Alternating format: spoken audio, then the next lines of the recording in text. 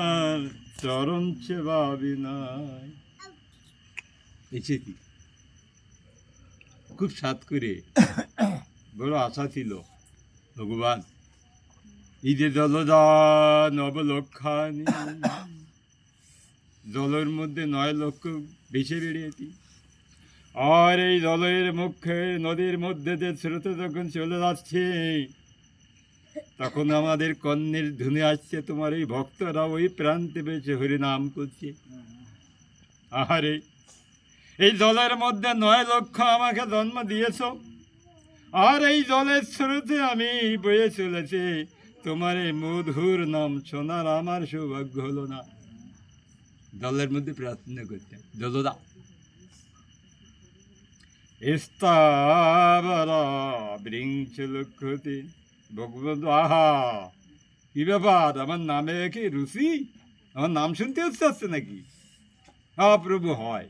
এত সুন্দর নাম আসছে, আমি দলের মধ্যে দিয়ে ভেসে যাচ্ছি, তোমার এই মধুর কথা শোনার ভাগ্য হচ্ছে না। তাহলে এই জলের মধ্যে বেঁচে থাকতে চাই না, এক জায়গায় স্থির হয়ে তোমার নাম শুনতে চাই। তাই আমার নাম শুনবে, আমার নাম করবে, আমার সাধু সঙ্গ করবে। ঠিক আছে,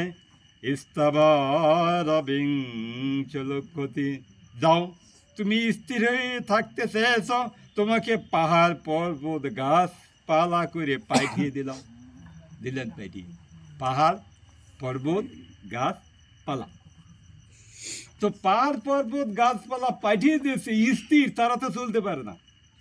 ওই পাহাড় পর্বত গাছপালা জন্ম নিয়ে যখন এসেছিলাম, তখন ওই দূরে হরিনাম চলতে, হরিকথা চলতে, ভাগবত কথা চলতে, আর এই বৃক্ষরূপী ওই জীবটা বলছে, হা ভগবান, ওই দূরে তোমার ভক্তরা তোমার গুণকীর্তন করছে, ভক্তে ভক্তে আলিঙ্গন করছে, তোমার মধুর নাম আচ্ছাদন করছে। এমন জন্ম আমরা পেয়েছি, তোমার এই সাধু সঙ্গ করার আমাদের সুযোগ হলো না। আমাদের স্থির, আমরা দাঁড়ায় আছি, পাহাড় পর্বত গাছপালা, তারা তো হাঁটতে পারে না। হাঁটতে পারে?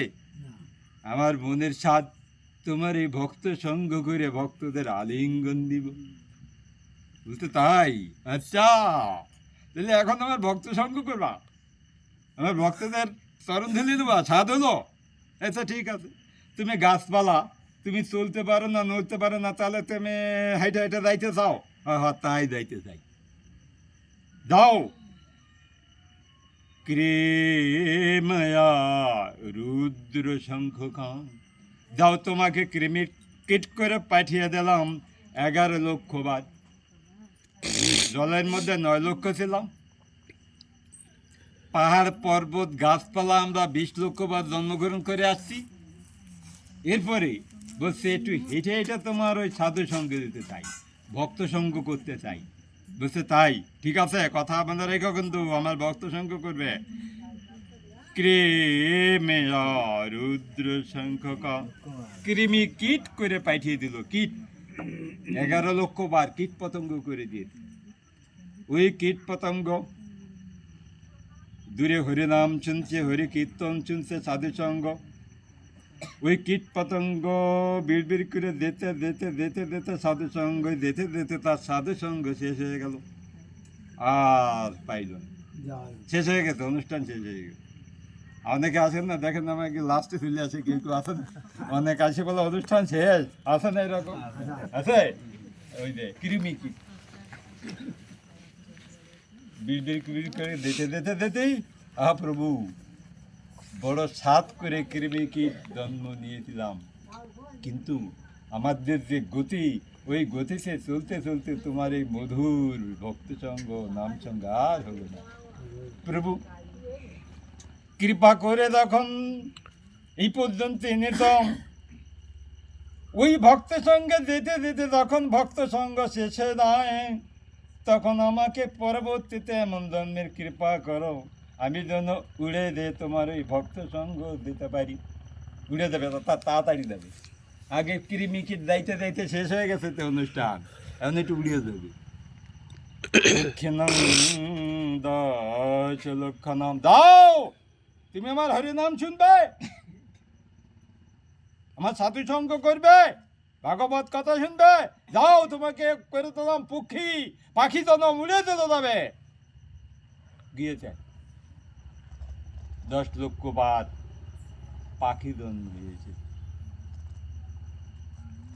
তো পাখিরে কি করি, পাখিরে তো আকাশের, পাখিরে তো আকাশের।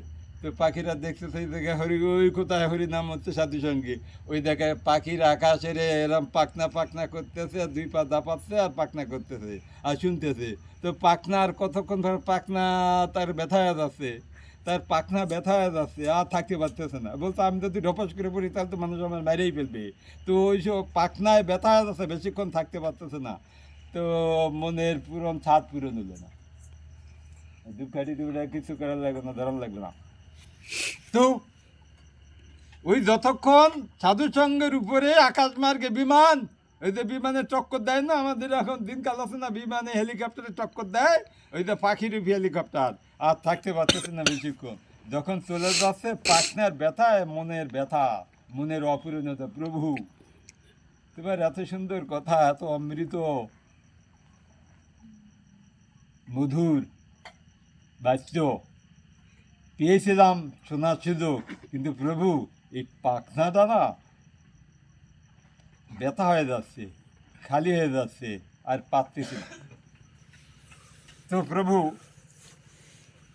যাতে করে এই পাখনা যখন ব্যথা হয়ে যাচ্ছে, এই পাখনাটা ব্যথা থেকে মুক্ত হয়ে পরবর্তীতে এমন জন্ম করে দেন যেন এক জায়গায় পাখনা যখন ব্যথা হয়ে যাচ্ছে, পাখনার পরিবর্তেও 2টি পা করে দেন, এক জায়গায় স্থির হয়ে দাঁড়িয়ে তোমার ভক্ত সঙ্গ করতে পারে। পাখনা ব্যথা হয়ে যাচ্ছে, পাখনা লাগবে না, পাখি তো 2টা পা আছেই, আর পাখনাকে বলছে 12 পা করে দাও, তাহলে এক জায়গায় দাঁড়াইয়ে পারবে। বলছে আচ্ছা তাহলে এখন আবার পা চাও, পাখনা ব্যথা লাগছে না, আচ্ছা ঠিক আছে, 30 লক্ষানি পশু দাও, তোমাকে 30 লক্ষ পশু করে পাঠিয়ে দিলাম। পশু, পশু জন্মে আমরা 30 লক্ষ বার ঘুরেছি। আচ্ছা পশু দেখবেন আমাদের অনেক পশু আছে যে অনুষ্ঠানের আশেপাশে ঘোরাঘুরি করে থাকে, তাড়িয়ে দিলে যায় না। কিছু বিড়াল আছে, কুকুর আছে, দেখছেন আমাদের মন্দিরের শেরবাংলা কৃষি বিশ্ববিদ্যালয় বটতলা মন্দিরের সিঁড়িতে একটা কুকুর থাকে, তাড়িয়ে দিলে যাবে না। শিবানন্দর কুকুর পুরীধামে গিয়েছিল, পুরীধামে যেতে যেতে তিনি মুক্ত হয়ে চলে গেছেন স্বধামে, গোলকধাম। কুকুর পশু পাখি, তা গরু ছাগল ভেড়া এইগুলো যেগুলো এরা 4 পালা পশু, 4 পালা। তো তারা আসছে মধুর সাধুর সঙ্গে, ভাগবত সঙ্গে নাম যজ্ঞে আসছে, এসে দেখছে, বাপরে বাপ, এই যে পশুর কথা বললাম কিছুদিনের আগের ঘটনা, দুর্বিপাকে একখানে বিশাল ঝড় বৃষ্টি তুফান ঘর বাড়ি ভেসে চলে যাচ্ছে। একটি বাচ্চা একামাত্র পড়ে আছে, উঠতে উঠতে চালের উপরে উঠছে, একটা কুকুর দেখছে, আরে এই বাচ্চাটা তো এখনই চলে যাবে জলে। সেই কুকুরটি জল দিকে ছাত্রী ওই বাচ্চাটির কাছে যে কুকুরটি বাচ্চাকে পিঠে করে নিয়ে নিরাপদে নিয়ে গেল। এই যে কুকুর, আর কুকুর কি আমাদের হরিদাস ঠাকুর, হরিদাস ঠাকুর মহাপুরুষকে বলেছিল, সচিনন্দন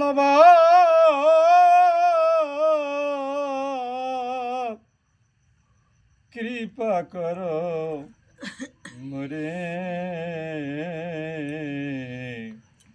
কুকুর করে পাঠিও ভক্তের দুয়ারে। স্বয়ং হরিদাস ঠাকুর। সচিনন্দন বাপ, বাপরে কৃপা কর আমারে, কুকুর কইরে পাঠিও ওই ভক্তের দুয়ারে। এই যে কুকুর ভক্তের দুয়ারে কেন? ওই ভক্তরা যখন উচ্ছিষ্ট গ্রহণ করে ওই উচ্ছিষ্ট পাতা ফেলে দেবে, ভগবান প্রসাদ পাওয়ার পাতা, ওই কুকুর ভক্তের মহামা প্রসাদ পেয়ে তারা উদ্ধার হয়ে যাবে। এই জন্য কুকুর বিশ্বস্ত বন্ধু, উচ্ছিষ্ট তাদের সেবা। দেখুন চারিপালা পশু আসি দেখছো রে, বাপরে বাপ, সবাই হরে নাম করছে, আর ভক্তরা দুই হাত দিয়ে হাত তালি দিচ্ছে, দুই হাত দিয়ে হরে নাম করছে, দুই হাত দিয়ে ভগবানের চরণে ফুল জল দিচ্ছে, কত সেবা করছে। এই চারিপালা পশুরা এসে সব লক্ষ্য করতেছে আর মনে মনে দুঃখ করছে, আহা ভক্তদের কি সৌভাগ্য, তাদের দুটি হাত দিয়ে ভগবানের সেবা দিচ্ছে, ভগবানের চরণে ফুল জল তুলসী দিচ্ছে, ভক্ত সঙ্গ করছে, ভগবানের জন্য কিছু আয়োজন করছি। প্রভু 4টি পা করে দিয়েছেন, এই পা দিয়ে তো জীবনে তোমাকে সেবা দেওয়া যাবে না, পা দিয়ে তো সেবা হবে না। বৃন্দাবনে শ্রী গোবিন্দ আমার ওই দুটা পাইতে পদব্রজের পরিক্রমা করেন না, ভক্তেরা তাদের হৃদয় দিয়ে মন দিয়ে ওই বৃন্দাবন সেবা করেন। এ কারণে শ্রী গোবিন্দ ওই বৃন্দাবনে জুতা পাই দিয়ে পরিভ্রমণ করে না, খালি পায়। আজ বলছে প্রভু এই পদ দিয়ে তোমাকে সেবা করা যাবে না, দেখো তোমার ভক্তরা দুই হস্তে দিয়ে তোমার সেবা করছি, তোমার জন্য ফুল তুলসী জোগাড় করছি। তো প্রভু এত তো কৃপা করেছে, যখন শেষ কৃপা করে 2টি পা রেখে আর 2টি পাকে হাত করে পাঠিয়ে দিন। তাহলে আমরা এর আগে 4 পালা পশু ছিলাম।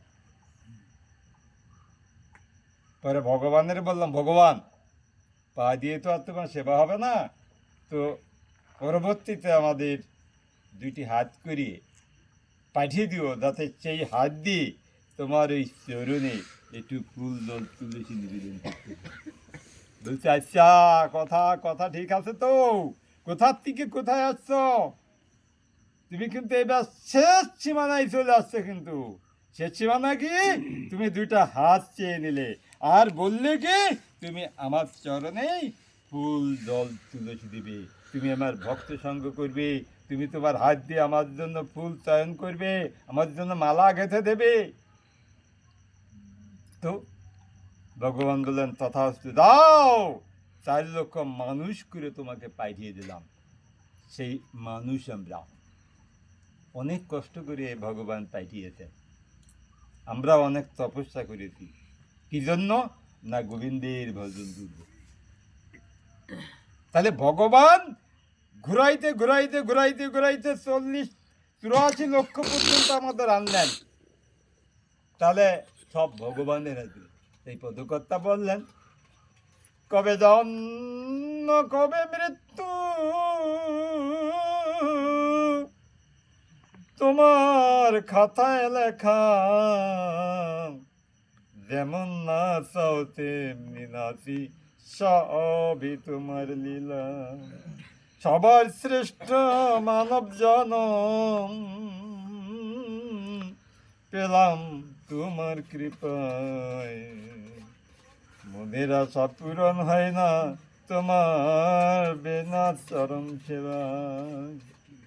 তাহলে আমাদের কাজ কি হলো? মনুষ্য জন্মের কাজ হলো ভগবানের সেবা। প্রথম এবং প্রধান কর্ম হলো শ্রী ভগবানের সেবা। তাহলে আমার সংসার, আমার ব্যবসা বাণিজ্য, আমার কাজকর্ম, আমার চাকরি বাকরি সবই হবে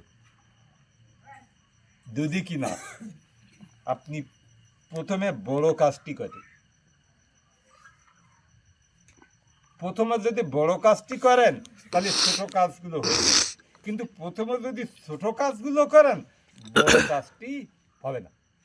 কেন হবে না? এটা ভাণ্ড তো সেই ভাণ্ডটা যদি ছোট ছোট বালি দিয়ে পরিপূর্ণ করি, তাহলে এরপরে কি আর কোনো বড় বড় ডেলা দিতে পারবেন? কোনো মাটির টুকরা টুকরা বড় বড়টা? এটা তো পরিপূর্ণ বালি দিয়ে পূরণ করে দিলাম, তাহলে এরপরে আর কিছু দেওয়া যাবে না। কিন্তু প্রথমেই যদি বড় বড় ইট পাথর দিয়ে একটা ভাণ্ড পরিপূর্ণ করেন, তারপরে কি বালি ঢালি দিলে ঢুকবে না, ঠিক আছে। ঢুকবে। প্রথমে কোনো একটা ভাণ্ডের মধ্যে যদি বড় বড় ইট পাথর দেই, তারপরে আমরা বালি ঢালি ছোট ছোট গুঁড়ো গুঁড়ো দিতে পারবো না? ধরবে না? তার মধ্যে ফাঁকা আছে, ধরবে না। প্রথমেই যদি বালি দিয়ে পরিপূর্ণ করে দিই পাত্রটা, তাহলে আর পাথরটা তো ধরবে না। বুঝতে পারেন তো কতটা? তদ্রূপ ভগবানের সেবাটা হলো আমাদের সব থেকে বড় কাজ। ভগবানের নাম, ভগবত সেবাটা হলো আমাদের মানব জীবনের সব থেকে বড় কাজ।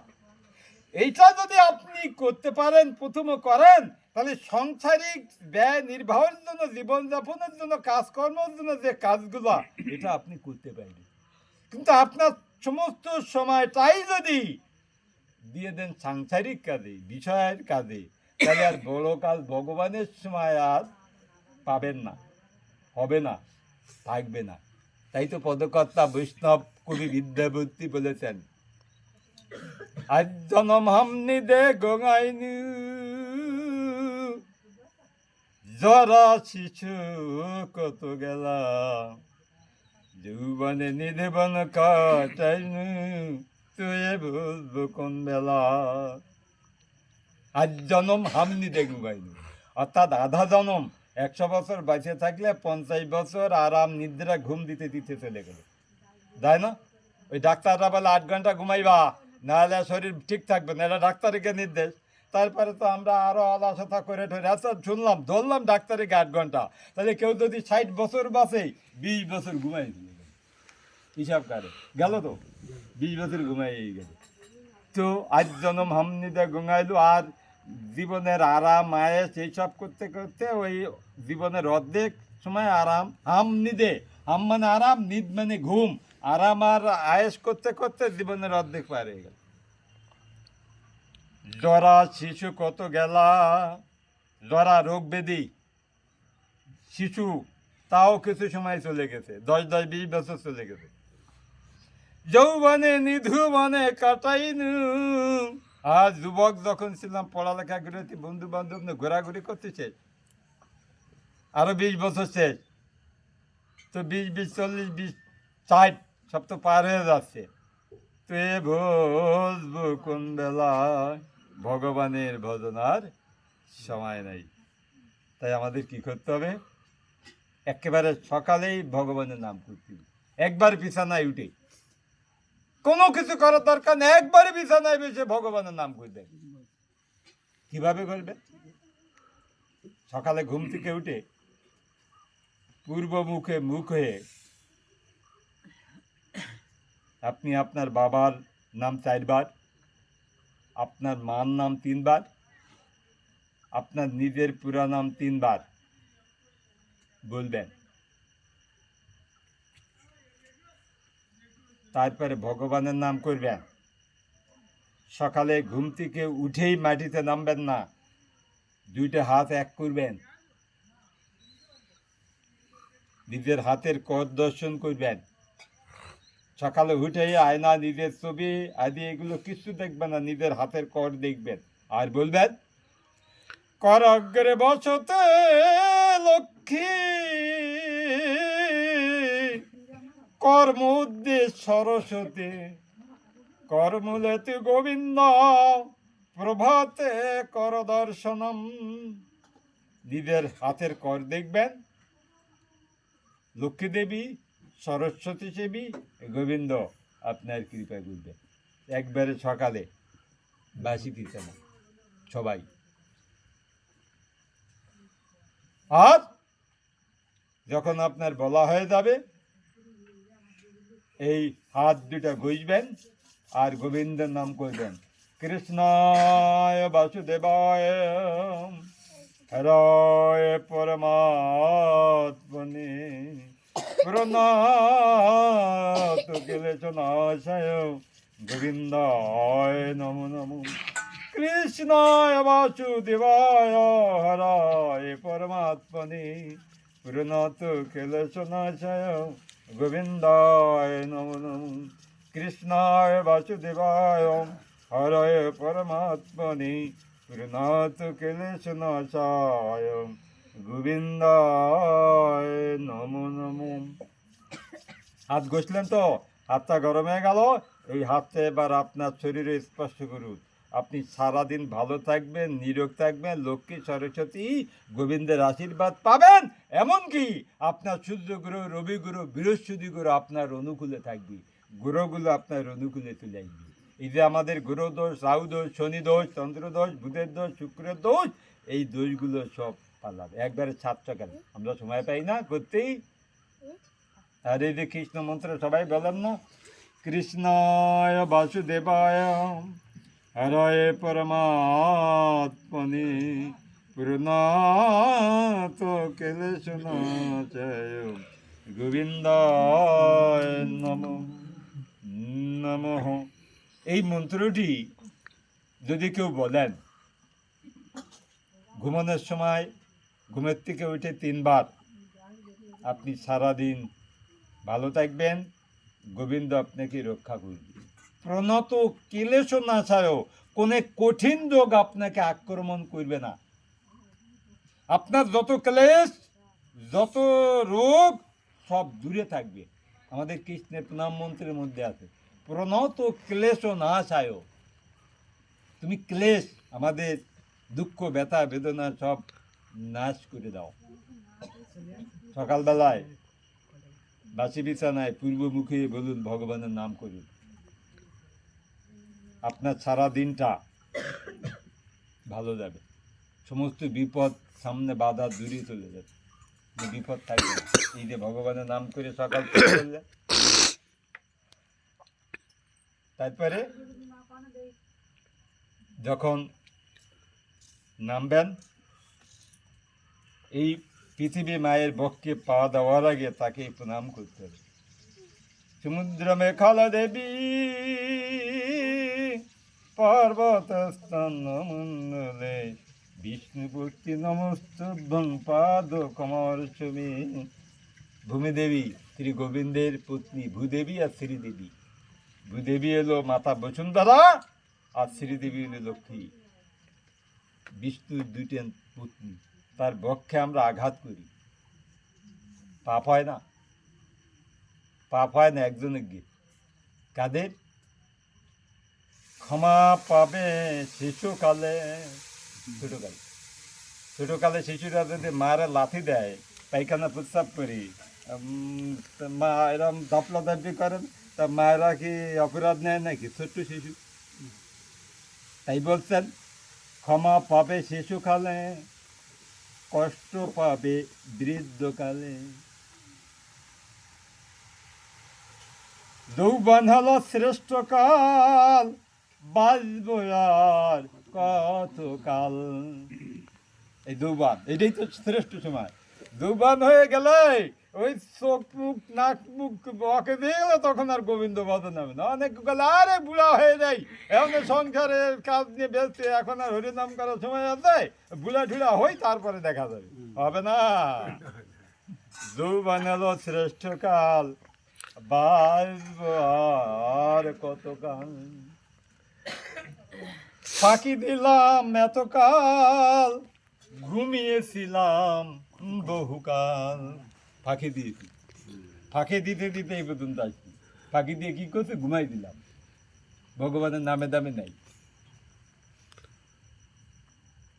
আজকে হবে গতকাল, হঠাৎ হবে পরকাল। আজকে বৃহস্পতিবার, আগামীকাল শুক্রবারে আমরা কি বলবো? বলবো গতকাল। যেমন বুধবারে আমরা গতকাল, বুধবারে বলবো না গতকাল। তাহলে কি বলছে? আজকে হবে গতকাল, হঠাৎ হবে পরকাল। বন্ধ হবে কার্যকাল, তখন সব বন্ধ হয়ে যাবে, আর কিছু করে থাকবে। তাই মধুর হরিনাম চিরকাল, চিরকাল হরিনাম করতে। এ কিন্তু সব তুলে যাবে, থাকবে না কিছু, সব শেষ হয়ে যাবে কিন্তু। তাই দিনের শুরুতেই ভগবানের নাম করুন। সময় পান না, সংসারে ডুব দেবেন, কাজে যাইবেন, অফিসে যাইবেন, তো যান, তার আগে সকালবেলা শুরু করে দেবেন। যে অবস্থা আছেন ওই অবস্থায় প্রণাম করলেন সবাইকে। যে প্রণাম মন্ত্রটা বলা হলো, কৃষ্ণায় বাসুদেবায় হরায় পরমাত্মনে পুরনত ক্লেশনাশায় গোবিন্দায় নম নম কীর্তন করুন। কোনো কঠিন যোগ আপনার শরীরে থাকবে না, আসবে না। কোনো কঠিন যোগ আপনার শরীরে থাকবে না। আর যদি আপনার সন্তানকে আপনি ভালো রাখতে চান, সুখে রাখতে চান, তাহলে আপনি জপ করুন নৃসিংহদেবের সেই সর্বশ্রেষ্ঠ মন্ত্র, আমাদের সনাতন ধর্মের সর্বশ্রেষ্ঠ মন্ত্র, উগ্রং বীরং মহাবিষ্ণুং জলন্তং সর্বতমুখম নৃসিংহং ভীষণং ভদ্রং বৃত্ত মৃত্যুম নমামি অহং। নৃসিংহদেবের এই মন্ত্রটা, জম পালিয়ে যাবে, মৃত্যু দূরে চলে যাবে, আপনার কাছে মৃত্যু আসতে পারবে না, জম আসতে পারবে না আপনার কাছে। মৃত্যু মৃত্যুম, মৃত্যুর মৃত্যু, ভগবান নৃসিংহদেব। আজ যে কৃষ্ণের মন্ত্রটি বললাম, কৃষ্ণায় বাসুদেবায় হরায় পরমাত্মনে প্রণত ক্লেশনাশায় গোবিন্দায় নম নম। আপনি যখন ঘর থেকে বের হচ্ছেন, আপনি দূরে কোথাও যাচ্ছেন, বাইরে যাচ্ছেন, বাইরে যাওয়ার আগে ঘরের ভিতরে দরজায় বলুন 11 বার। যেভাবে ঘর থেকে বেরোচ্ছেন, ওই গোবিন্দের কৃপায় পৃথিবী ধ্বংস হয়ে যাবে, আপনি ফিরে আসবেন আপনার বাড়িতে, আপনি আপনার বাড়িতে ফিরে আসবেন। অতএব এই মন্ত্রগুলা আমাদের রক্ষা কবচ। এই মন্ত্রগুলা ভগবানের শক্তি। আর আমাদের ঘরে ঘরে গীতা আছে। ভালো থাকতে যদি চান, কেউ যদি নিরাপদে থাকতে চান, গীতার সর্বশ্রেষ্ঠ মন্ত্রটা সবাই বলুন, সবাই উচ্চারণ করেন, এটা জানেন সবাই। সর্বধর্মান পরিত্যাজ্যম মাম একম শরণং ব্রজ অহম তম সর্ব পাপেভ্যো মুক্তস্যামি মা শুচহং। বলুন, এটা সবাই জানে, আছে না? প্রায় সবাই জানে না এই মন্ত্রটা? গীতা আছে। এই মন্ত্রটি বললে আপনি সর্বভাবে রক্ষা থাকবেন, ভগবান আপনাকে নিরাপদে রাখবে। আমাদের শাস্ত্রে যা কিছু আছে আমাদের মঙ্গলের জন্য। ভগবান শ্রীকৃষ্ণ নাম রূপে আমাদের কাছে আছেন, ভগবান শ্রী বিষ্ণু গীতা রূপে আমাদের কাছে আছেন, লক্ষ্মী দেবী তুলসী রূপে আমাদের কাছে আছেন, বৃন্দাবন ধাম আমাদের কাছে নবদ্বীপ ধাম রূপে আছেন, ওই চিন্তামণি যোগমায়া আমাদেরকে পোড়াবাড়ি রুচি আছে এই নবদ্বীপ ধামে, পোড়ামাতলা, যারা গিয়েছেন জানেন। সব কিছুই আমাদের মধ্যে আছে, সেগুলো আমাদের চর্চা করতে, বলতে, উচ্চারণ করতে হবে। আমাদের এই যে গোবিন্দ, তিনি আমাদের কৃপা করার জন্য, আশীর্বাদ করার জন্য দুহাত বাড়িয়ে দিয়েছে। কেননা এই পৃথিবী থেকে যখন আমাকে সবাই বিদায় দিয়ে যাবে, তখন এই এক গোবিন্দেই আমার সাথে থাকবে, আর কেউ থাকবে না। যখন যাবে ওই শ্মশান ঘাটে সব কলসি ভেঙে দিয়ে চলে আসবি, তখন গোবিন্দ বলছেন, ওরে তুমি আর ওদিকে তাকিও না, ওরা তোমার দিকে আর কেউ ফিরে তাকাবে না, তোমার দিকে কলসি ভাঙিয়ে দিয়ে জল ঠল দিয়ে একেবারে ফিরে এসে তাকায় না। এসো, আমি দুহাত বাড়িয়ে দিচ্ছি, তুমি আমার কাছে এসো, তারা কেউ তোমাকে আর তাকাবে না।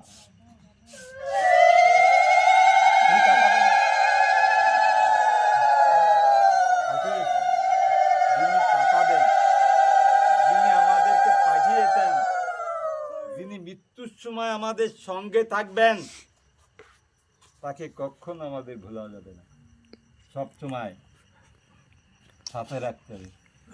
তাই তো পদকর্তা বলছেন, সংসারে আছো, সংসারে ব্যয় নির্ভর করছো, সংসারে ঘানি টানছ, কিন্তু যেদিন তুমি আর কোনো প্রয়োজন বোধ হবে না, কোনো কাজে লাগতে পারবে না, সংসারে আর ঘানি টানতে পারবে না, সেদিন কী হবে জানো?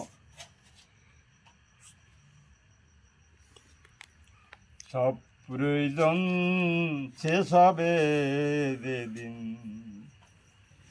কোনো কাজে লাগবে না। আমার প্রয়োজন সংসারে শেষ, টাকা দিই না, পয়সা দিই না, চাকরি করি না, আমার আর কোনো কাজে লাগবে না। সব প্রয়োজন শেষ হবে যেদিন, কোনো কাজে লাগবে না। হিসাবের খাতা শূন্য হবে, তোর কিছু রবে না। তো যখন জীবনের সংসারে আমি আর কোনো কাজে লাগবো না, আর কোনো কিছু দিতে পারবো না, তখন আমি বাদ পড়ার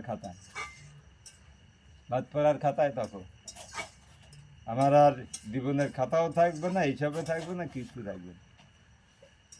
উপরওয়ালা ডাকবে যেদিন, উপরওয়ালা ডাকবে যেদিন, যেদিন যাবি শ্মশান ঘাটে, পালঙ্ক তোরে কেউ দেবে না। ডাক যখন পড়বে, উপরওয়ালা যখন ডাক দিবে, শ্মশান ঘাটে যখন নিয়ে যাবে, তখন তোমার আর কেউ কিছু দিবে না, পালঙ্ক দিবে। যত মায়াবাদী করো না করো, মায়ার স্পর্শ থাকুক না, তোমার কেউ কিছু দিবে না। হিসাবের ফল শূন্য হবে, ওরে মন তোর আর কিছু রবে না। হিসাবের ফল শূন্য হবে, আর কিছু রবে না। তাহলে আমাদের আর থাকবে না কিছু, সব জিরো। তাহলে পয়েন্টটা কি? আমাদের যাবে হরিনাম। যখন সবাই ওই কলচে ভেঙে দিয়ে চলে আসছে, তখন গোবিন্দ বলছে, হা ভক্ত, ওদিকে আর ফিরে থেকো না, হাত বেরিয়ে এসে তুমি আমার হাত ধরো। গোবিন্দ হাত বেরিয়ে দিয়েছে। কিন্তু আমরা ওই মায়া যে চলে যাচ্ছে আমার আত্মীয় স্বজন, সেই মায়া, আর সেই মায়ার কারণে আমরা এই জগতে বারবার আসি হাবুডুবি খাই। কেমন? যেমন আমরা যারা এখানে আসি, এখানে যদি কারো কোনো কিছু থেকে যায়, পথে যদি মনে পড়ে, তাহলে কি করবো? আবার ফিরে আসবো না নিতে? আসবো তো। তো পৃথিবী থেকে যখন চলে যাচ্ছি, তখন এই সংসারের মায়া, সংসারের বিষয়ের কথা মনে পড়ে গেল, সংসারের বিষয়ের কথা মনে করো, আবার ফিরে আসবে।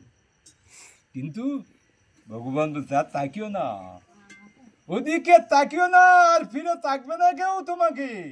এসো, আমি হাত বেরিয়ে দিয়েছি, প্রভু আমাকে দেওয়ার জন্য হাত দুটি বেরিয়ে দিয়েছি। কিন্তু দুর্ভাগ্য আমাদের, সেই প্রভুর হাত আমরা দেখতে পাচ্ছি। এটা আমাদের অতএব যে গোবিন্দের চরণ পাওয়ার জন্য একটা পাখি, ওই বৃন্দাবনের ময়ূর পাখি পর্যন্ত 100 বছর ধরে গোবিন্দ তপস্যা করেছিল। আজ না হোক কাল হোক, আমি গোবিন্দের চরণ জন্য একটু দর্শন করতে পারি। কিভাবে দর্শন করবে? ময়ূর বুদ্ধি করলো, আমি একটু কৃষ্ণ দর্শন করতে চাই, আমি একটু কৃষ্ণ কৃপা পেতে চাই। তো একটা বুদ্ধি করলো, আচ্ছা গোবিন্দ যেখান থেকে বেরোয়, আমি ওই দৌড়ে যাই, বসে থাকি, তাহলে গোবিন্দের সাথে দেখা হবে। বুঝে গোবিন্দ বেরোয়, আর ওই ময়ূর পাখি দৌড়ে যায় বসে কীর্তন করে, ওরে গোপাল তুই ছাড়া আমার নাই রে কেউ, রে গোপাল সম্বর আমার, তুই ছাড়া আর কেউ নাই রে গোপাল, আমার সাংবারি আমার। ময়ূর পাখি গোবিন্দকে দর্শন পাওয়ার জন্য ওই গোবিন্দ যে দাঁত দিয়ে বেরোয়, সেই দাঁড়িয়ে বসে বসে কীর্তন করতে, একদিন দেয়, 2 দিন দেয়, 1 মাস দেয়, 2 মাস দেয়, 1 বছর দেয়, 2 বছর দেয়, 100 বছর হয়ে যাচ্ছে, গোবিন্দ ফিরে তাকায় না। এমনকি গোবিন্দ সামান্য একটু জল পর্যন্ত এই ময়ূর পাখিকে দেয় নাই। অবশেষে ময়ূর পাখি বলতে, হায় রে কপাল, হায় রে মন্দ কপাল আমার, 100 বৎসর ধরে গোবিন্দের কীর্তন করে চলেছি, আজও পর্যন্ত আমি গোবিন্দ দর্শন পেলাম না। মনের দুঃখে কান্নাকাটি করতে ওই বৃন্দাবনের আকাশ মার্গ দিয়ে ময়না পাখি চলছে। ময়না পাখি দেখছে বৃন্দাবনে ক্রন্দন করে, বৃন্দাবনে আবার কাঁদে। ময়না পাখি নেমে আসলেন, বলছেন, কি হে পাখি, কি ময়ূর, তুমি কি দুঃখ, তুমি কাঁদছো কেন? বলছে, দেখো পাখি, আমি এই গোবিন্দের চরণ সেবার আশায়, তার সাক্ষাৎ পাওয়ার আশায় 100 বছর ধরে তার কীর্তন করছি। দেখা তো দূরের কথা, কথা বলা তো দূরের কথা, এক ফোঁটা জল পর্যন্ত আমাকে আইস দেয় নেই। বলছি, সে কি, তুমি 100 বছর ধরে কীর্তন করছো? চলো, আমার রাধারানী বড় দয়ালু, আমি বর্ষানা থেকে এসেছি, ওই বর্ষানা রাধারানীর কাছে চলো, রাধারানী তোমাকে কৃপা করবে। তো কি আর করবি, 100 বছর ধরে গোবিন্দের ভজন করে গোবিন্দের দেখা পেল না। ময়না পাখি যখন বলছে, চলো আমার বর্ষানায়, আমি বর্ষানা থেকে এসেছি, আমার রাধারানী বড় করুণাময়, তোমাকে কৃপা করবে। চলেছেন ময়ূর পাখি ময়না পাখির সাথে চড়ে বর্ষানা গিয়েছেন বিশ্ববনু রাজনন্দিনী। তো ময়না পাখি দিয়ে কীর্তন করছেন, রাধে রাধে বিশ্বরাজ নন্দিনী রাধে। ময়না পাখি যা কীর্তন করে তা কীর্তন করছে, আর এদিকে ময়ূর পাখি কীর্তন করছে, ওই তার কীর্তন 100 বছর ধরে যে কীর্তন করছে, তুই ছাড়া আমার নেই কেউ রে গোপাল, সংবর আমার। অবাক, কে কে আমার বর্ষণে আমার গোপালের নাম করছে, কে? রাধারানী তখন মন্দিরে, রাত মন্দিরে রাধারানী ছুটতে ছুটতে ছুটতে ছুটতে বেরিয়ে আছে, ওই ময়ূর পাখি তার গোপালের নাম করছে। রাধারানী ময়ূর পাখিকে আলত করে কোলে উঠিয়ে নিয়ে বলছেন, পাখি, কোথা থেকে তুমি এসেছো, কোথা থেকে এসেছো তুমি, আর তোমার মনের এত দুঃখ কি? ময়ূর পাখি বলতে, রাধামা, সত্যি তুমি বড় করুণাময়, সত্যি তুমি বড় করুণাময় রাধা। দেখো, তোমার এই কপট 100 বছর ধরে তার আমি নাম কীর্তন করছি তাকে একটু দর্শন পাওয়ার জন্য, কিন্তু আমাকে দর্শন দেখা দেওয়া তো দূরের কথা, এক ফোঁটা জল পর্যন্ত দেয়নি। রাধারানী বলছে, ওরে ময়ূর পাখি, আমার কানাই তেমন নয় রে, আমার কানাই তেমন নয়, তুই এবার যা, এবার যে কীর্তন কর, দেখি গোবিন্দ তোকে দেখা দিবে। তবে এবার কীর্তন করবি কি জানিস, আমার নাম বলে কীর্তন করবি, রাধে রাধে বলে কীর্তন করবি। শিখিয়ে দিল ময়ূর পাখিকে, রাধারানী শিখিয়ে দিল, আমার কানাই তেমন নয় রে, যা, এবার যা, এবার আমার নাম ধরে কীর্তন করবি। রাধারানীকে প্রণাম করে স্মরণ করে ময়ূর পাখি বৃন্দাবনে চলে এসেছে। বৃন্দাবনে চলে এসে ওই যে রাধারানী শিখিয়ে দিয়েছেন, কি শিখিয়ে দিয়েছেন, দুটো কই, রাধে রাধে রাধে জয় জয় শ্রী রাধে। রাধারানীর শিখিয়ে দিয়েছেন, এবার সবাই কীর্তন করুন। ময়না পাখি সঙ্গী হয়ে আজ রাধারানী শিখিয়েছেন কৃষ্ণকে দর্শন পাবে কি দিয়ে, রাধে রাধে রাধে জয় জয় শ্রী রাধে, রাধে রাধে রাধে জয় জয় শ্রী রাধে, রাধে রাধে রাধে জয় জয় শ্রী রাধে, রাধে রাধে রাধে জয় জয় শ্রী রাধে, রাধে রাধে জয় জয় শ্রী রাধে, রাধে রাধে রাধে জয় জয় শ্রী রাধে, রাধে রাধে রাধে জয় জয় শ্রী রাধে, রাধে রাধে রাধে জয় জয় শ্রী রাধে। রাধা রানীর নাম করছে কৃষ্ণ। আরে এখানে রাধা রানীর নাম কে করে? কৃষ্ণ রাধা রানীর নাম শুনছেন ওই কার মুখে?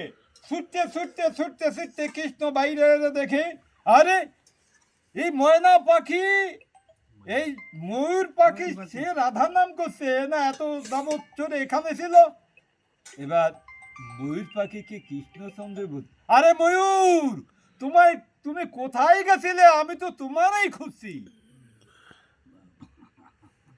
তখন ময়ূর পাখি বলল, ওরে ছলনা ময়ূর, তুমি ছলনার আর শেষ রাখলে না।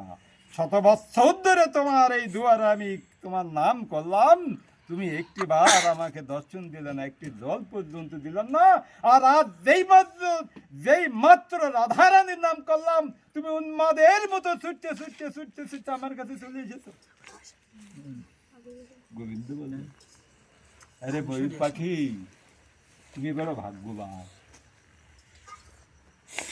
ময়ূর পাখি, তুমি বড় ভাগ্যবান যে আমার রাধার নাম করে, সে আমার অত্যন্ত প্রিয়, যে আমার রাধার নাম করে। কেন?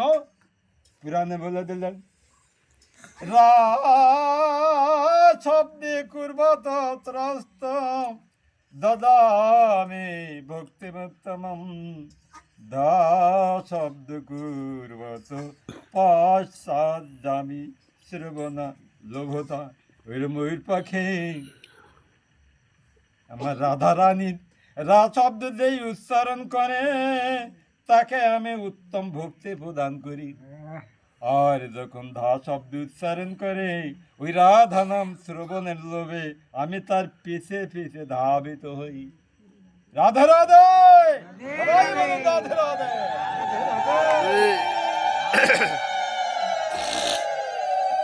পৃথিবীর দিকে সনাতন ধর্মের সবথেকে শ্রেষ্ঠ কীর্তন রাধে রাধে। আর বৃন্দাবনে রাধারানী ছাড়া কত নাই। তকলায় রাধারানী, বিপদে রাধারানী, মারামারি রাধারানী, ওই বেল বাজাবে না রাধে রাধে, সব রাধে রাধে, কোনো কথা নেই। আপনি আগায় যাচ্ছেন, পিছনে আপনার গাড়িতে বেল বাজাই ছড়াবে না রাধে রাধে, বেল বাজাবে না রাধে রাধে। তাহলে কি রাধারানীর শক্তি বুঝছেন?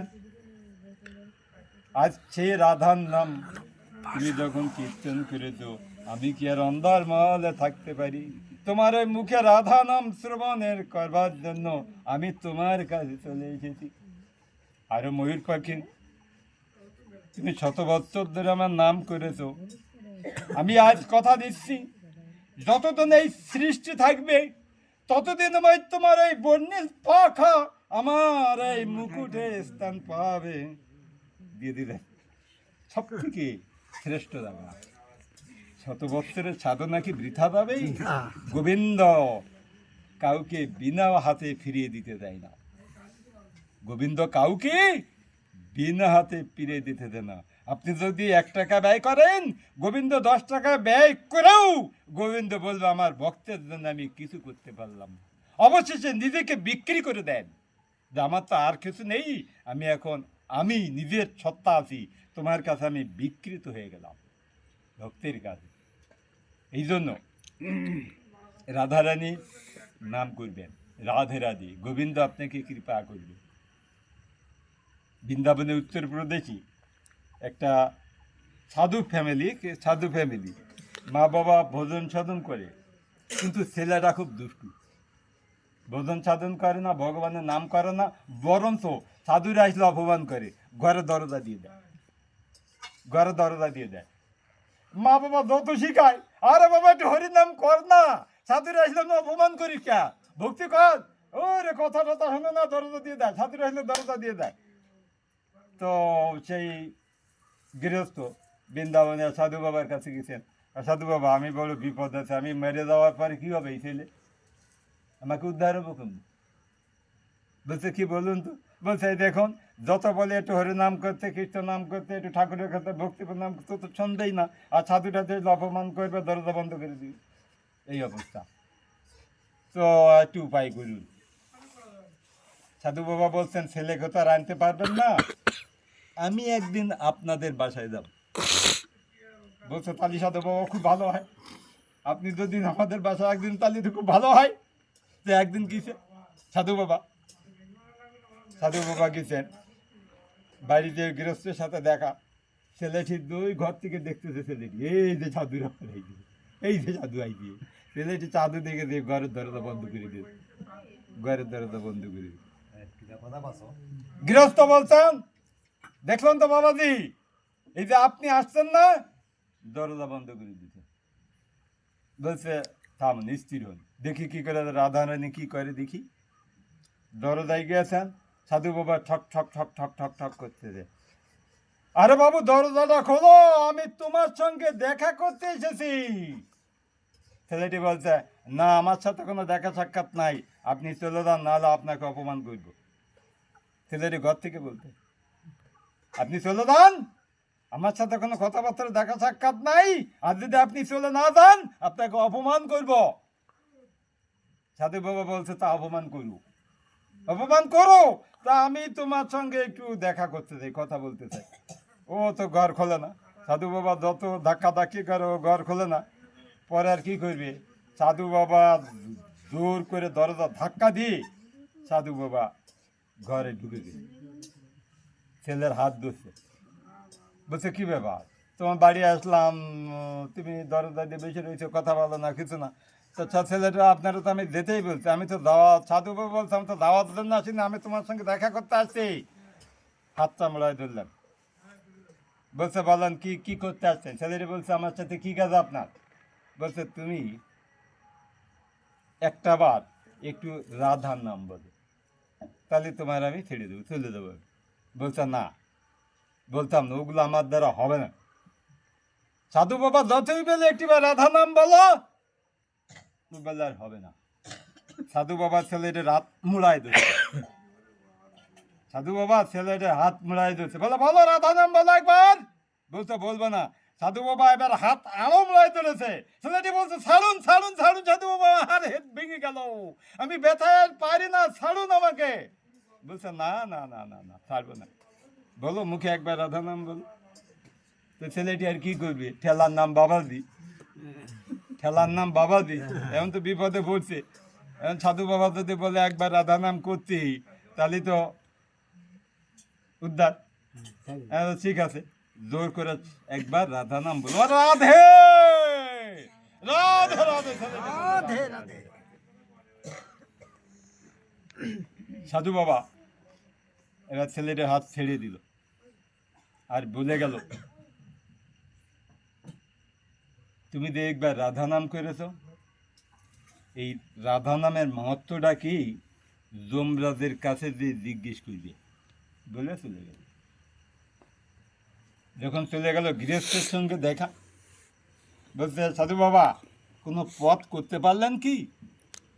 হ্যাঁ, আমি যে কাজে এসেছিলাম সে কাজটা আমি সম্পাদন করেছি। গেল ওই ছেলে বড় হলো, সংসার করলো, অমুক তমুক গেল। পরে মৃত্যুর পরে যমরাজ নিয়ে গেল। সেখানে যখন তার বিচার হচ্ছে, তখন বলল যমরাজ যে তুমি যা পাপ করেছ, তো সে পাপের সাজা অনেক, তবে তোমার একটা পুণ্য আছে। ছেলে বলছে আমার পুণ্য আছে, আমি তো কোনোদিন পুণ্য শূন্য করি নাই, আমি যত সাধুকে অপমাননা করেছি, দরজা দিয়ে দিছি কত কিছু। বলছে না না না দিছে ঠিক আছে, তারপরও একদিন এক সাধু বাবা তোমাকে জোর করিয়ে হরিনাম, ওই রাধার নাম করাইছিল, রাধা রানীর নাম বলাইছিল একবার। বলছে হা হা মনে বলছে, মনে বলছে, এও মনে পড়ছে ওই সাধু বাবা বলেছিল আপনার কাছ থেকে জানতে একবার রাধা নাম নিলে তার মহিমাটা কি, তার মাহাত্ম্যটা কি। তো আপনি বলুন যমরাজ, একবার রাধা নাম নিলে তার মহিমা কি, ফলটা কি। যমরাজ চমকে গেল, আমি সবাই শাস্তি দেই, বাদ বিচার করি ধর্মকর্ম, এই একবার রাধা নাম করলে কি হয় তা তো আমার জানা নেই। এ তো আমি জানি না। তো চলো আমাদের দেবরাজ ইন্দ্রদেব সেখানে চলো। ওই আত্মাকে নিয়ে যে যমরাজ ইন্দ্রদেবের কাছে গেছে। ইন্দ্রদেবের জিজ্ঞেস করছে যমরাজ যে দেবরাজ, এই যে আত্মারা জিজ্ঞেস করছেন একবার রাধা নাম নিলেন তার মহিমাটা কি? বলছে আমি তো জানি না, আমি দেবতাদের রাজা, আমি রাজ সিংহাসন অধিকারী হয়েছে, আমার সিংহাসন রক্ষা করার জন্য আমি সারাদিন ব্যস্ত থাকি, ওই একবার রাধার নাম মহিমাটা আমারও জানা নেই। তো চলো ব্রহ্মা, আমাদের সৃষ্টিকর্তা ব্রহ্মার কাছে দেয়। যমরাজ দেবরাজ আর ওই আত্মা গেছে ব্রহ্মার কাছে। ব্রহ্মা তো করে বাপরে বাপ, এই কি যমরাজও আসে আবার দেবরাজও আসে, ব্যাপার ঠিকই, আবার কাউকে যদি নিয়ে এসতেছে, ব্যাপারটা কি? তো এখন দেবরাজ বলছে, হে পিতা, এই যে আত্মাটা যমরাজের কাছে গেছিল একবার রাধা নামের মহিমা জানতে চাইতে, দেবরাজের কাছে আইছে, আমার কাছে আমি বলতে পারিনি, তা এখন ভাবছে আপনি আমাদের সৃষ্টি করেছেন, আপনিই বলতে পারবেন। ব্রহ্মা বললেন, দেখুন ভগবান আমাকে সৃষ্টি করেছেন, সৃষ্টি কাজে এতভাবে ব্যক্ত রেখেছেন, ওই একবার রাধা নামের মহিমা দেখি তা আমি কখনো বাবার সময় পাইনি, এটা তো আমিও জানি না। বললো না, কেউ জানে না। তখন ব্রহ্মা বলছেন, চলো দেবাদিদেব মহাদেব পরম বৈষ্ণব তার কাছে যাই। যমরাজ দেবরাজ আর আমাদের ব্রহ্মা আত্মাকে নিয়ে ধরে চলে গেছে মহাদেবের কাছে। মহাদেবকে দিয়ে প্রণাম করছেন, ওম নমো শিবায় শান্তায় কারণত্রায় হেতাবে নিবেদয়ামি সৎমনং তম গতি মহেশ্বরা। মহাদেব, যিনি আপনাকে সমস্ত মৃত্যুর থেকে রক্ষা করবেন, সমস্ত মহাবিপদ থেকে রক্ষা করবেন। এই যে একটা মন্ত্র বলেছে না, কাল হর যম মৃত্যু তিনি হরণ করে নেবেন। কাল হর, দুঃখ হর, দারিদ্র হর, রোগ হর, হর হর মহাদেব। মহাদেবের এই মহা মন্ত্র উচ্চারণ করলে আপনার কাছে কোনো রোগ ঠোক দুঃখ ব্যথা ব্যাধি কিছু আসবে না। মহাদেবকে বলছেন, ব্রহ্মা বলছেন, হে কৈলাস অধিপতি শিব ঠাকুর, এই যে আত্মাকে নিয়েছেন যমরাজ ব্রহ্মরাজ এবং আমি, তিনি জানতেছেন একবার রাধা নামের মহিমা।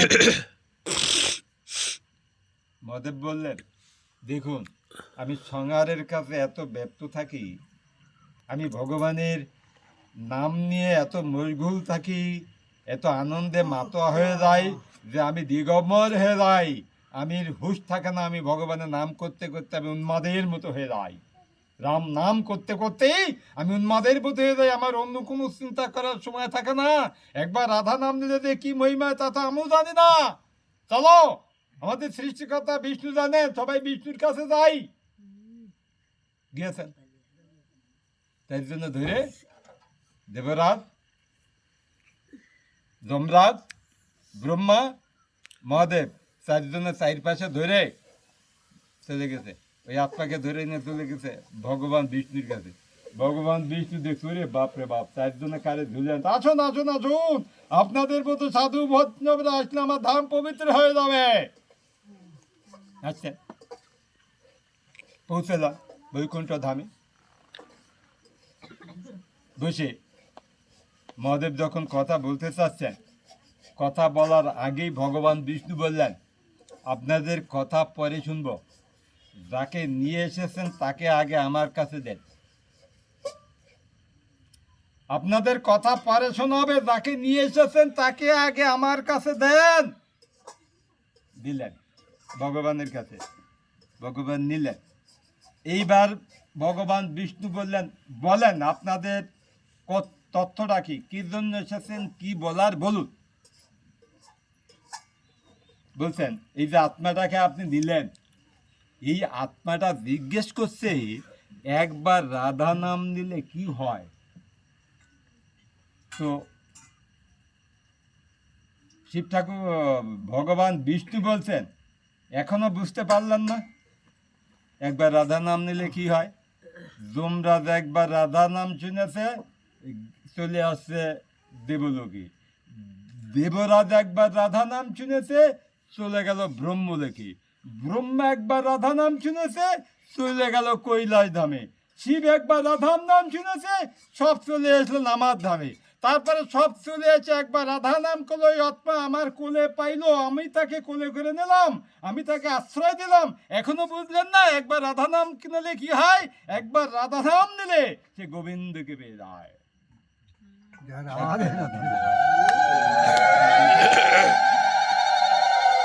নামের কি শক্তি!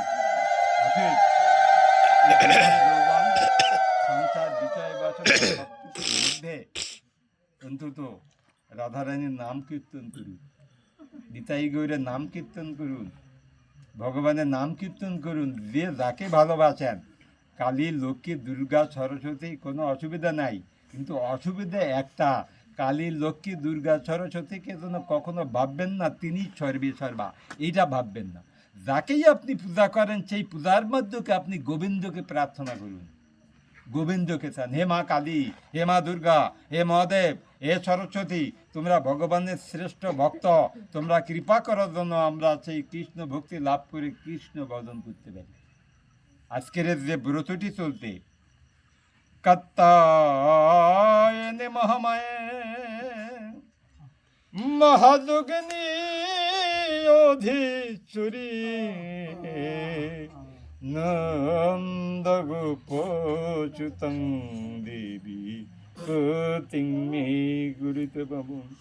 হা মা কাত্তায়নী, তুমি মহাযোগিনী, তুমি মহা অধীশ্বরী। ওই নন্দসুত, নন্দের নন্দন গোপালকে আমাদের প্রভু করে দিন, আমাদের স্বামী করে দিন, যেন আমরা তার চরণ সেবা করতে পারি। ওই তো তারাও তো দুর্গা পূজা করতেছে, এই ছোট্ট ছোট্ট মেয়েরা, 4-5 বছরের বয়স, ছোট ছোট মেয়েরা। কি বুঝে তারা? তারা এই 1 মাস ভোরবেলায় স্নান করে সব কিছু জোগাড় করে ওই কাত্তায়নী দেবীর মূর্তি বানিয়ে পূজা করে ভেঙে টিঙে দিয়ে সবাই ঘুম থেকে ওঠার আগে আবার চলে আসে। এত ছোট বালকেরা, তারা কাত্তায়নী পূজা করছে। কাত্তায়নী আর কেউ না, ভদ্রকালী। তাহলে কি কি জন্য করছে? ও কৃষ্ণ ভক্তি লাভ করার জন্য। আমাদের সমস্ত পূজার উদ্দেশ্য একটাই, কৃষ্ণ ভক্তি। দেবতার পূজা করিব মোরা, না হইব ভোগ পর, দেবতার কাছে মেঘে নিব কৃষ্ণ ভক্তির বন। যে যার পূজা করেন ক্ষতি নাই, যে যারে ভালোবাসেন ক্ষতি নাই। আপনি সেই ভালোবাসার মাধ্যমে কৃষ্ণকে প্রার্থনা করুন, আপনার সব পূজা সার্থক। আর যদি কৃষ্ণকে না চান, তাকেই সব কিছু চিন্তা করেন, আপনার জীবন সার্থক হবে না, পরিপূর্ণ হবে না। একমাত্র শ্রীহরি আমাকে পার করবে, অন্য কেউ আমাকে পার করবে, অন্য কেউ আমাকে পার করবে না, কোনো দেব দেবী তো আমাকে পার করবে না, আমাকে পার করবে একমাত্র শ্রীহরি। তাই তো পদকাত্রে কীর্তন করেন না, ওই দিন তো গেল সন্ধ্যা হলো, পার করো আমারে। কারে? আর কারো বলছে?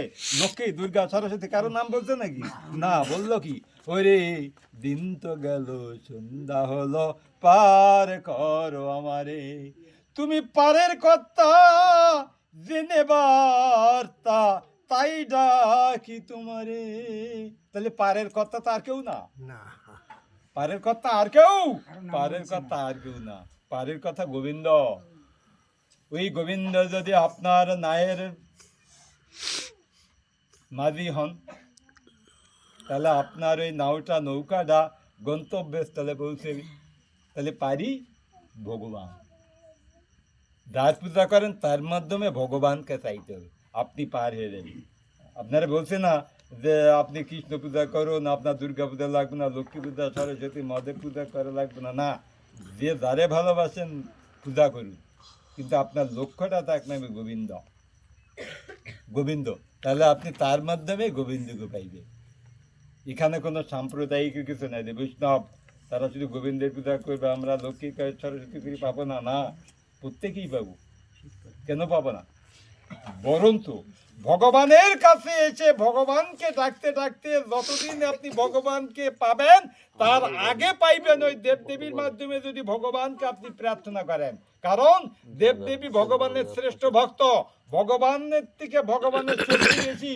মত ভক্ত কৃষ্ণ ভদ্রিকা সর্বভীতেষু মতমতি, আমার থেকে আমার ভক্তের গুণ বেশি, শক্তি বেশি। তাই যারা আমার ভক্তের প্রার্থনা করে, আমার ভক্তের চরণে আশ্রয় নেয়, তারা আমাকে তাড়াতাড়ি পেয়ে যায়। তো আমাদের মহাদেব, এই যে কত সুন্দর কত বড় মহাদেব আছে। মহাদেব কি সমস্ত দেবতাদের যিনি মহান দেবাদিদেব মহাদেব, যিনি আমাদের অনন্ত কোটি বিশ্ব ব্রহ্মাণ্ডের শ্রেষ্ঠ বৈষ্ণব, বৈষ্ণবানাং যথাশম্ভু।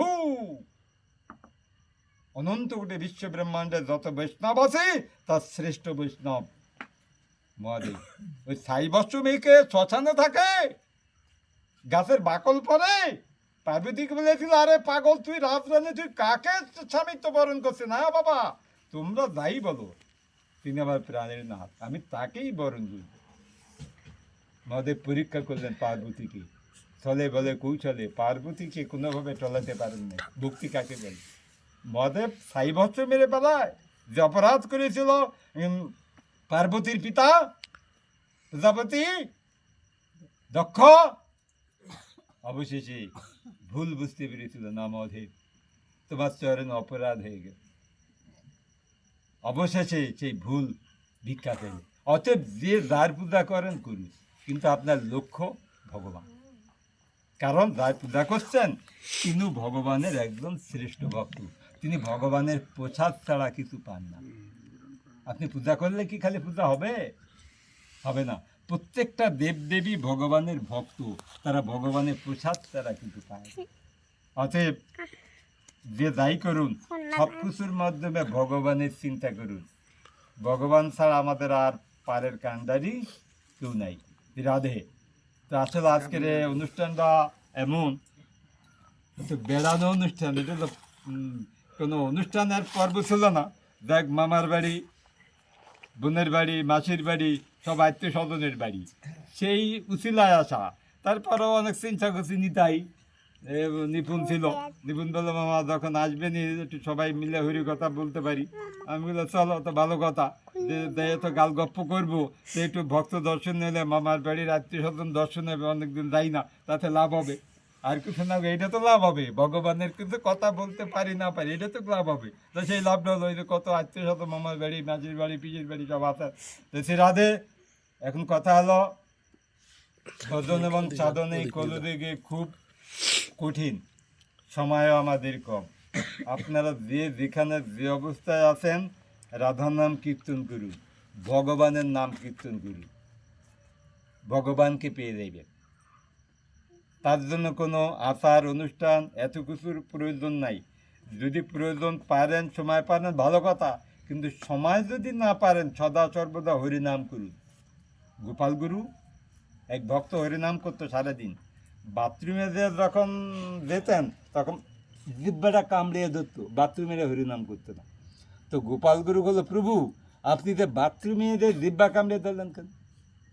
বুঝে, আরে বাবা, তাও বুঝলে না? বাথরুমে যে জিব্বা কামড়িয়ে ধরলাম, বাথরুমে ভগবানের পবিত্র নাম করবো নাকি? গোপাল গুরু বলছে, প্রভু ওই সময় যদি আপনার মৃত্যু হয়, ওই সময় যদি আপনি মারা যান, তখন কি হবে? মহাপ্রভু কিন্তু সব কিছু শুনতেছে। ওরে বাপ রে বাপ, গোপাল তোর এত ভক্তি, এত বিশ্বাস, এত বিশ্বাস তোর নামের প্রতি। মহাপ্রভু স্বয়ং হার মেনে গেল। হরিনামের এত শক্তি, কোনো শুচি অশুচি কোনো বাদ বিচার নাই। মহাপ্রভু মহা কৃপা করে এই মহামন্ত্র দিয়ে গেছেন, সবাই উদ্ধারে যাবো আমরা এই নামের মাধ্যমে। সবাই হরিনাম করুন, যে যেখানে যে পরিস্থিতি আছেন, শুচি অশুচি, দিনে রাতে, ঘরে বাইরে, কোনো কিছুর বাদ বিচার নেই, হরিনাম করুন, সবাই উদ্ধারে যাবে। রাধে। জয় নিতাই, জয় গো। আমাদের আবার ফিরে যেতে হবে গ্রামে, আবার কালকে ঢাকার পথ।